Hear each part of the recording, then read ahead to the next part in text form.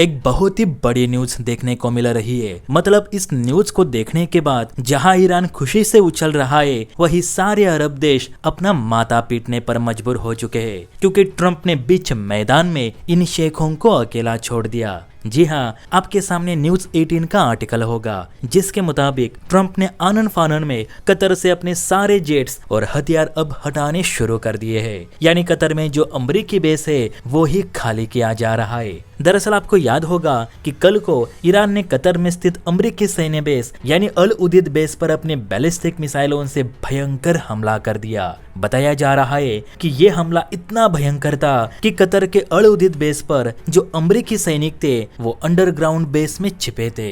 इसके बावजूद वो ईरानी मिसाइलों से बच नहीं पाए। जी हाँ दोस्तों, इस हमले में अमेरिका के 2 सैनिक मारे गए, जबकि कई लापता है, जिन्हें अभी तक अमेरिका ढूंढ नहीं पाया। सिर्फ सैनिक ही नहीं, तो इस बेस पर जो अमेरिका के ड्रोन, जेट्स और मिलिट्री कार्गो प्लेन थे, उन्हें भी तगड़ा झटका लगा है। शायद आपको पता नहीं होगा, लेकिन कतर का अल उदैद एयरबेस मध्य पूर्व में अमेरिकी सेंट्रल कमांड के सैन्य अभियानों का सबसे बड़ा केंद्र माना जाता है। यहीं से अमेरिका पूरे पश्चिम एशिया में अपने हवाई अभियानों को ऑपरेट करता है, और इसी बेस पर भयानक हमला करके ईरान ने अमेरिका को दिखा दिया है कि ईरान भी ईंट का जवाब पत्थर से देना जानता है। बल्कि हालात ये बन चुके हैं कि इस जबरदस्त हमले को देख अब अमेरिका ने ये बेस ही खाली करना सही समझा, क्योंकि ईरान का और एक हमला इस बेस को खंडहर बना देगा।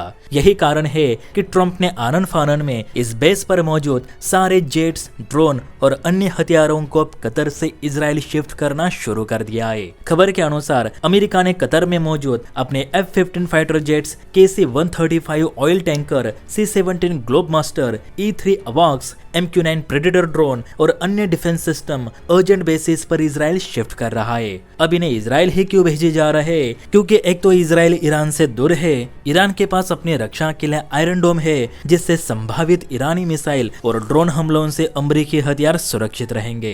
दूसरा, अगर क्षेत्र में हालात और बिगड़ते हैं तो इन्हें मोर्चे के करीब रखकर तुरंत सैन्य अभियान में इस्तेमाल किया जा सकता है। लेकिन एक्सपर्ट्स का कहना है कि इस वक्त अमेरिका शेखों की नहीं तो अपनी जान बचाने में लगा है, इसलिए कतर और कुवैत से अपने बेसेस खाली कर रहा है। इससे ये भी समझ आ रहा है कि अमेरिका ईरान को हरा नहीं रहा तो सिर्फ उसे भड़का रहा है। ईरान ने बीते दिनों ही कहा था कि हमें जितना घायल करोगे हम उतने ही घातक तरीके से प्रहार करेंगे, और इसका नुकसान अमेरिका से ज्यादा अरब देश उठाएंगे, क्योंकि वो अपनी जमीन का इस्तेमाल अमेरिकी सेना को करने दे रहे ईरान पर हमले करने के लिए, जिसके परिणाम तो भुगतने ही पड़ेंगे। और अभी तक तो हम सिर्फ ड्रोन और छोटी मोटी मिसाइल से ही हमले कर रहे। जिस दिन अमेरिका ईरान में घुसाना, वो दिन अरब देशों का भी आखिरी दिन होगा। जी हाँ, इतनी भयंकर चेतावनी इस वक्त ईरान ने जारी कर दी है, जिसे देख सारे अरब देश अब सोच में पड़ गए हैं, क्योंकि अमेरिकी वायुसेना भी इजराइल भाग गई है। अब आप ही बताना दोस्तों, अमेरिकी सेना ऐसे मैदान छोड़कर भाग रही है और ट्रंप कैसे अमेरिका को सुपर पावर कह सकते हैं? इस पर कमेंट जरूर करें। जय हिंद।